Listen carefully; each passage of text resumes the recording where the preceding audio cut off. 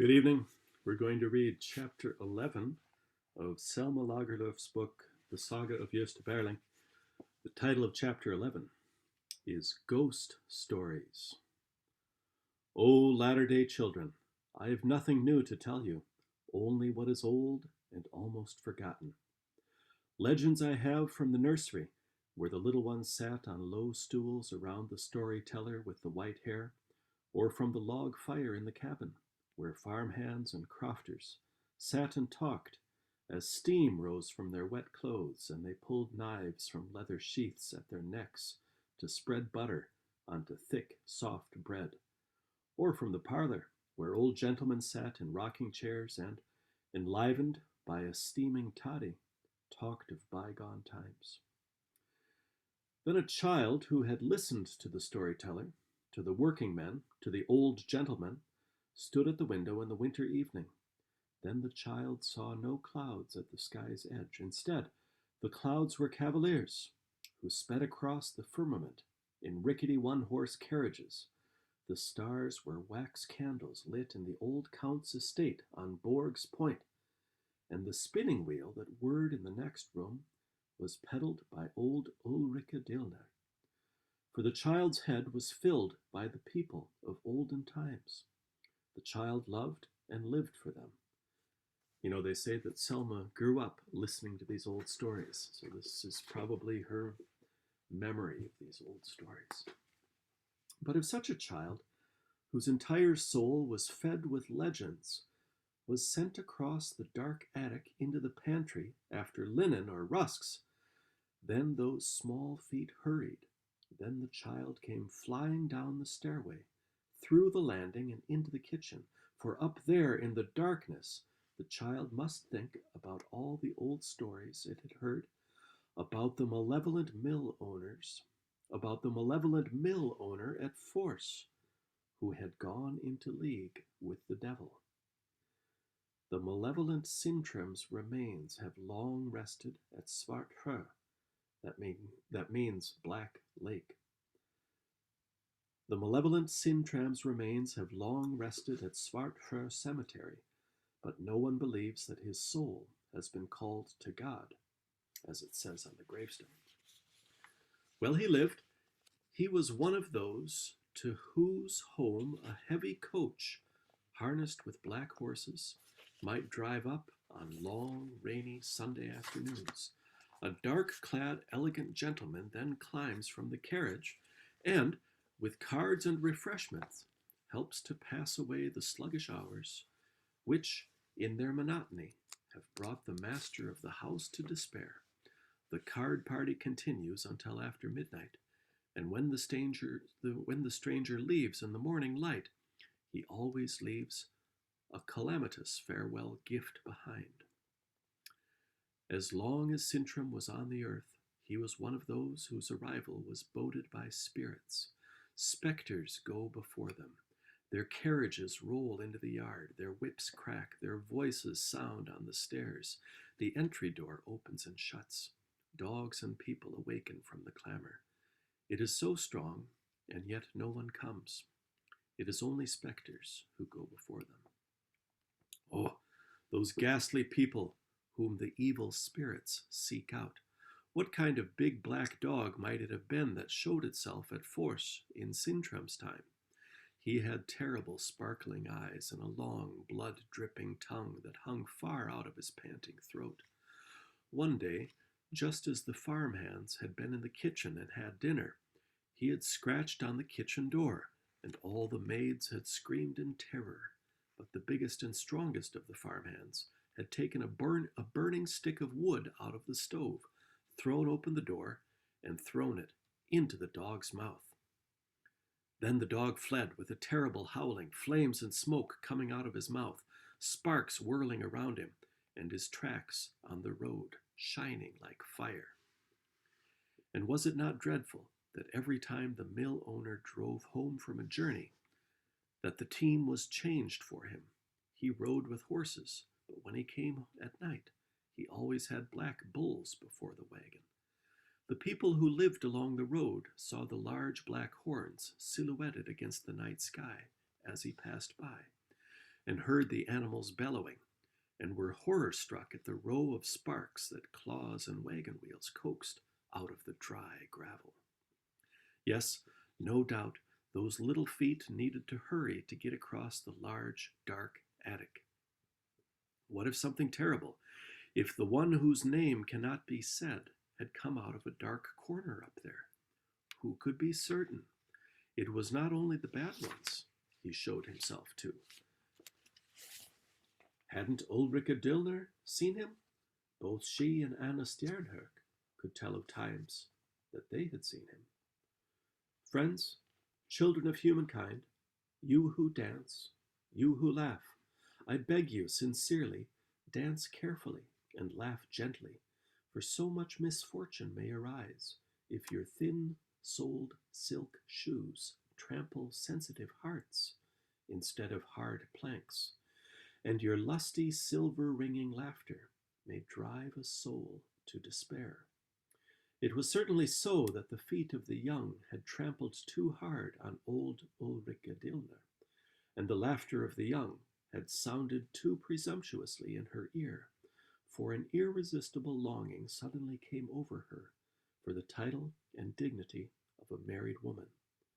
She finally said yes to the malevolent Sintram's long courtship, followed him to force as his wife, and lived apart from her old friends at Berga, the dear old chores and the familiar worry about daily bread. It was a match that went quickly and merrily. Sintram courted at Yuletide, and the wedding was in February. That year, Anna Stjernhök was living in Captain Uggla's home. She was a good replacement for old Ulrika, who could go out and capture the title of Mrs. without pangs of conscience. Without pangs of conscience, but not without remorse. It was not a good place she was moving to. The large empty rooms were filled with eerie fright. As soon as it got dark, she started to shudder and feel scared. She was about to lose her mind with homesickness. The long Sunday afternoons were harder than anything else. They never had an end, neither them nor the long line of painful thoughts that dragged along through her mind. Sundays are tough. Then one day in March, when Sintram had not come home from church for dinner, it happened that she went into the parlor on the upper floor and sat down at the piano. It was her final consolation. The piano, with the flute player and a shepherdess painted on the white cover, was her own, inherited from her parental home. She could complain her woes to it. It understood her. But is that not both deplorable and ridiculous? Do you know what she is playing? Only a polska, and she, who is so sorely distressed. Apparently, it was very popular to dance the polska. This was some kind of a folk dance that they had in Scandinavia, Denmark at that time, with legends that it began in Poland, so they called it the polska. 3/4 time. She doesn't know anything else. Before her fingers stiffened around whisk and carving knife, she learned this one polska. It still sits in her fingers, but she cannot play any other piece. No funeral march, no passionate sonata, not even a lamenting folk song. Only that one polska. She plays it as often as she has something to confide to the old piano. She plays it both when she wants to cry and when she wants to smile. When she celebrated her wedding, she played it, and when she entered her home for the first time, and likewise now. The old piano strings seem to understand her. She is unhappy, unhappy. A wayfarer who passes by and hears the polska might believe that the malevolent mill owner is holding a ball for neighbors and relatives. So merrily it sounds. It is an exceedingly jaunty and lusty melody. In former days she has played levity in and hunger out at Borga Farm with it. When it sounded, everyone got up to dance. It broke the bonds of rheumatism around joints and fooled 80-year-old cavaliers up onto the floor. The whole world might want to dance to that polska, so lusty it sounds, but old Ulrika is weeping. She has moody, peevish servants around her and bad-tempered animals. She longs for friendly faces and smiling mouths. It is this, her desperate longing, which the happy Polska must interpret. People have a hard time realizing that she is Mrs. Sintram. Everyone calls her Miss Dillner. See, that is the idea, that the Polska melody should explain her remorse over the vanity that enticed her to chase after the title of wife. Old Ulrika plays as if she wanted to break the strings. There is so much to drown out: cries of distress from poor farmers, curses from tormented crofters, scornful laughter from defiant servants, and first and last the shame of being a wicked man's wife. To these notes, Gösta Berling has led young Countess Dona up in the dance. Marianne Sinclair and her many admirers have danced to it, and the Majoress at Akeby has moved to its rhythm when the handsome Altringer was still alive. She sees them pair by pair, united in youth and beauty, whirling past. A stream of merriment passes from them to her, from her to them. It was her Polska that made their cheeks glow, their eyes radiate. She is separated from all that now. May the Polska thunder! So many memories, so many sweet memories to drown out. She plays to deaden her anxiety. Her heart wants to burst in terror when she sees the black dog, when she hears the servants whispering about the black bulls. She plays the Polska over and over again to deaden her anxiety. Then she notices that her husband has come home. She hears him come into the room and sit down in the rocking chair. She recognizes the rocking so well, as the rocker creaks against the floor plank, that she does not even turn around. All the while, as she is playing, the rocking continues. Now she no longer hears the notes, only the rocking. Poor old Ulrika, so tormented, so lonely, so helpless, gone astray in a hostile country, without a friend to complain to, without anyone to console her other than a rattling piano that answers her with a Polska. This is like loud laughter at a burial, a drinking song in church. While the rocking chair continues to rock, she suddenly hears how the piano laughs at her lament, and she stops in the middle of a measure. She gets up and looks over at the rocking chair. But the very next moment she is lying unconscious on the floor. It was not her husband who sat in the rocking chair, but another, the one whose name small children dare not speak, the one who would frighten them to death if they encountered him in the desolate attic. Can anyone whose soul has been fed with legends ever free herself from its control? The night wind is howling outside. A ficus and oleander are whipping the balcony pillars with their stiff leaves. The sky vaults dark over the extended hills, and I, sitting alone in the night and writing, with the lamp lit and the curtain drawn, I, who am old now and ought to be wise, I feel the same shivers creeping up my spine as when I heard this story for the first time. And I have to keep raising my eyes from my work to see whether someone hasn't come in and hidden in the corner over there. I have to look out at the balcony to be certain that a black dog does not spring up over the railing. It never leaves me, this terror that is aroused by the old stories, when the night is dark and solitude profound, and at last it becomes so overpowering to me that I have to drop the pen, creep down into my bed, and pull the blanket up over my eyes. It was my childhood's great secret admiration that Ulrika Dillner survived that afternoon. I would not have. It was fortunate that Anna Stjernhök came driving to Fors immediately thereafter, and that she found her on the parlor floor, and wakened her to life again. But it would not have gone as well with me. I would already have been dead.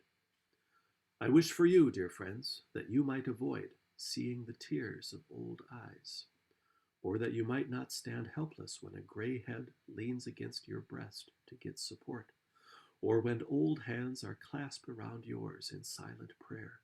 May you avoid seeing the old drowned in sorrow that you cannot comfort. What are the complaints of the young, then? They have strength, they have hope, but what a misery it is when the old weep. What despair when they, who have been the support of your youthful days, sink into powerless complaint. There sat Anna Sternhök listening to old Ulrika, and she saw no way out for her. The old woman wept and trembled, her eyes were wild, she talked and talked, sometimes so confusedly, as if she no longer knew where she was. The 1,000 wrinkles that crisscrossed her face were twice as deep as usual. The loose locks of hair that hung down over her eyes, straightened by tears, and her entire long emaciated form was shaking with sobs. Finally, Anna Sternhök had put an end to the moaning. She made a decision. She would take her back to Berga with her. It was true that she was Sintram's wife, but she could not remain at Fors. The mill owner would drive her crazy if she stayed with him. Anna Sternhök decided to take old Ulrika away. Oh, how the poor thing was happy and terrified at this decision. But she would not dare leave her husband and her home. Perhaps he would send the big black dog after her. But Anna Sternhök overcame her resistance, partly with joking, partly with threats, and in half an hour she had her beside her in the sleigh. Anna drove herself, and old Disa pulled the sleigh. That's the horse. The going was miserable, for it was long into March, but it did old Ulrika good to ride in the familiar sleigh again behind the old familiar horse, which had been a faithful servant at Berga, at least as long as she. As she now was in good spirits and in a fearless mood, this old household thrall, she stopped crying as they drove past Arvidstorp. By Högberg she was already laughing, and as they drove past Munkeby, she was in the process of telling about how it was in her youth, when she served with the Countess at Svaneholm. They now drove into the desolate, unpopulated areas north of Munkeby on a hilly, stony road. The road made its way to all the hills it could possibly reach. It crept up to their tops in a slow curl, but rushed as fast as it could across the level valley bottoms, in order to immediately find a new precipice to climb over. They were just about to drive down Vestratorp Hill, when old Ulrika suddenly fell silent and seized Anna hard by the arm. She was staring at a big black dog by the roadside. "Look," she said. The dog set off into the forest. Anna did not see much of him. "Drive," said Ulrika. "Drive as fast as you can. Now Sintram will get word that I have gone." Anna tried to laugh away her anxiety, but she kept on. "Soon we'll be hearing his sleigh bells, you'll see. We'll hear them before we come up to the top of the next hill." And as Disa panted, a moment at the top of Alof's hill, the peal of sleigh bells was heard below them. Now old Ulrika became completely crazy with anxiety.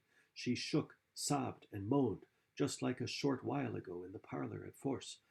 Anna wanted to urge Disa on, but the horse simply turned its head and gave her a look of inexpressible astonishment. Did she think that Disa had forgotten when it was time to run and when it was time to canter?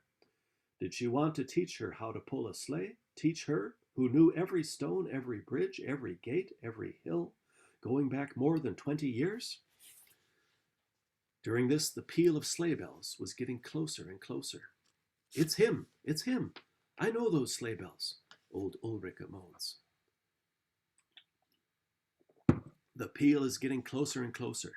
Sometimes it is so unnaturally loud that Anna turns around to see if the head of Sintram's horse isn't right next to the sleigh.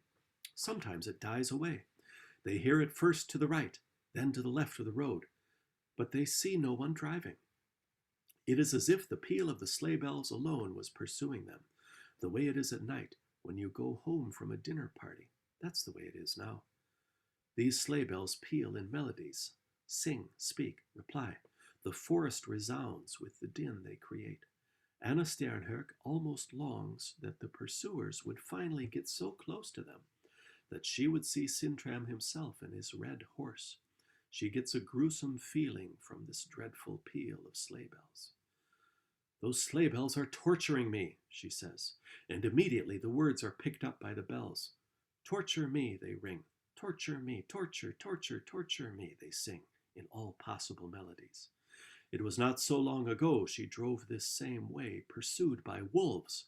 In the darkness, she had seen the white teeth glistening in wide open jaws. She had imagined that her body would be torn apart by the wild animals of the forest. But then she had not been afraid. She had not experienced a more magnificent night. The horse that had pulled her had been strong and beautiful. Strong and beautiful was the man who shared the adventure's delight with her. Ah, this old horse, this old, helpless, trembling travel companion. She feels so powerless that she wants to cry. She cannot escape this dreadful, arousing peal of sleigh bells. Then she keeps quiet and gets out of the sleigh. This must have an end. Why should she run away, as if she were afraid of this malevolent, despicable wretch? Finally, she sees a horse's head come forth out of the gathering twilight, and after the head, a whole horse, a whole sleigh, and in the sleigh sits Sintram himself. She notices, however, that it is not as if they had come along the highway. This sleigh and this horse and mill owner She notices, however, that it is not as if they had come along the highway, this sleigh and this horse and mill owner, but rather as if they had been created right there before her eyes and appeared out of the twilight when they were finished. Anna throws the reins to Ulrika and goes up to Sintram. He reins in the horse. Look, look, he says. What good luck for a poor man. Dear Miss Sternhök, let me move my travel companion over into your sleigh. He's going to Berga this evening, and I am in a hurry to get home. Who is your travel companion, mill owner? Sintram rips open the carriage apron and shows Anna a fellow who is lying asleep on the floor of the sleigh. He's a little drunk, he says, but what does that matter? He'll keep on sleeping. It's a familiar person, by the way, Miss Sternhök. It's Gösta Berling. Anna shudders. Look, I should say, Sintram continued, that anyone who abandons his beloved sells him to the devil. That was the way I got him in my claws. You think you are doing so well, of course. Forsake, that's a good thing. And love, that's a bad thing. What do you mean, mill owner? What are you talking about? Asked Anna, quite shaken up. I mean that you should not have let Gösta Berling leave you, Miss Anna. God willed it, mill owner. Sure, sure, that's how it is. To forsake is good, to love is bad. The good Lord does not like to see people happy. He sends wolves after them. But what if it wasn't God that did that, Miss Anna? Could it not just have well been me, who called my little grey lambs from Dovrefjell to pursue the young man and the young girl? Think if it was me who sent the wolves, because I didn't want to lose one of my own. Think if it wasn't God who did it. You will not tempt me into doubting that matter, mill owner, says Anna in a weak voice. Then I am lost. Look here now, says Sintram, leaning down across the sleeping Gösta Berling. Look at his little finger. That little wound will never heal. We took blood there when he signed the contract. He is mine. Blood has a power of its own. He is mine. It is only love that can release him. But if I get to keep him, he will be delightful. Anna Sternhök struggles and struggles to be free of this enchantment that has seized her. All of this is just madness, madness. No one can swear away his soul to the evil tempter. But she has no power over her thoughts. The twilight is settling so heavy over her.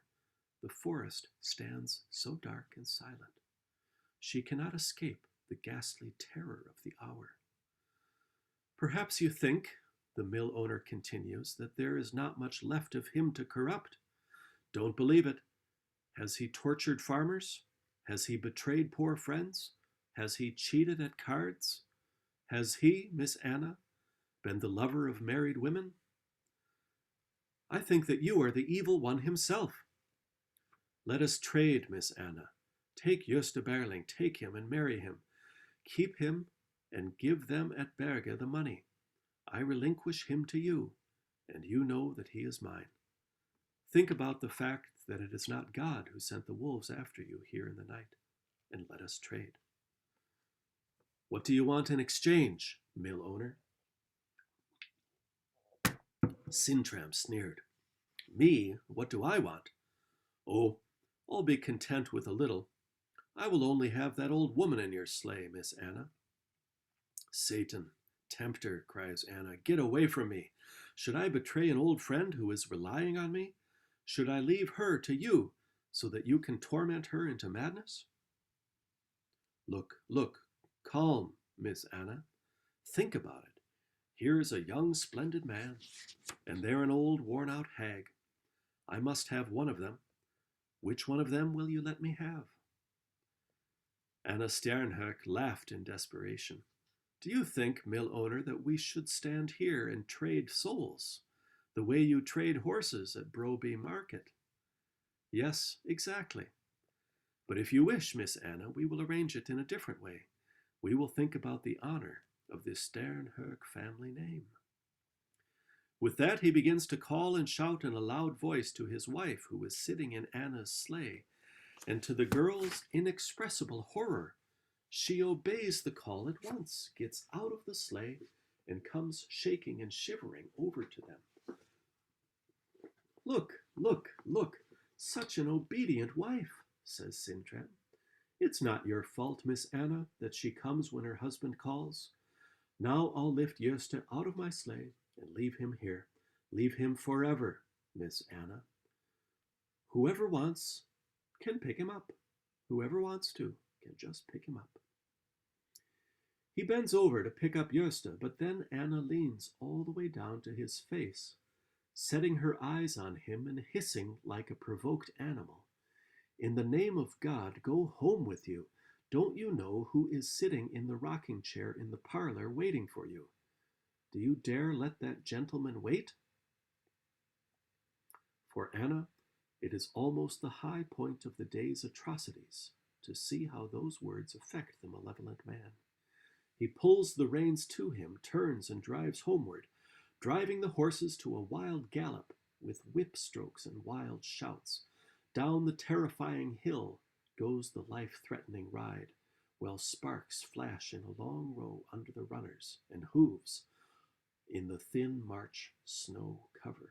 Anna Sternhök and Ulrika Dillner stand alone in the road, but they do not say a word. Ulrika shudders at Anna's wild glances, and she has nothing to say to the poor old woman, for whose sake she has sacrificed her beloved. She wanted to cry, rage, roll around on the road, and strew snow and sand on her head. Before, she had felt the sweetness of abandonment. Now she felt its bitterness. What was it to sacrifice your love against sacrificing the soul of your beloved? They drove up to Berga in the same silence, but when they were there and the parlor door was opened, Anna Sternhök fainted for the first and the last time in her life. Inside, both Sintram and Gösta Berling were sitting, conversing in calm. The toddy tray was already there. They must have been there for at least an hour. Anna Sternhök fainted, but old Ulrika stood calmly. She had no doubt noticed that there was something not quite right about the one who had pursued them on the highway. Then Captain Ugla and his wife made financial arrangements with the mill owner, so that old Ulrika was allowed to stay at Berga. He yielded quite good-naturedly. He certainly doesn't want to drive her crazy, he said. O latter-day children, I do not ask anyone to give credence to these old stories. They may be nothing more than lies and poetry, but the remorse that rocks back and forth in the heart until it complains, as the floorboards in Sintram's parlor complained under the rocker, But the doubt that rings in your eyes, the way the sleigh bells rang for Anna Sternhök in the desolate forest, when does that turn into lies and poetry? Oh, if they only could. Whoa, that was a spooky chapter. That was chapter 11, Ghost Stories, of Selma Lagerlöf's book, The Saga of Gösta Berling. Next after this, we're going to have chapter 12, Ebba Dona's story. Yeah, stay tuned. That's all for this installment.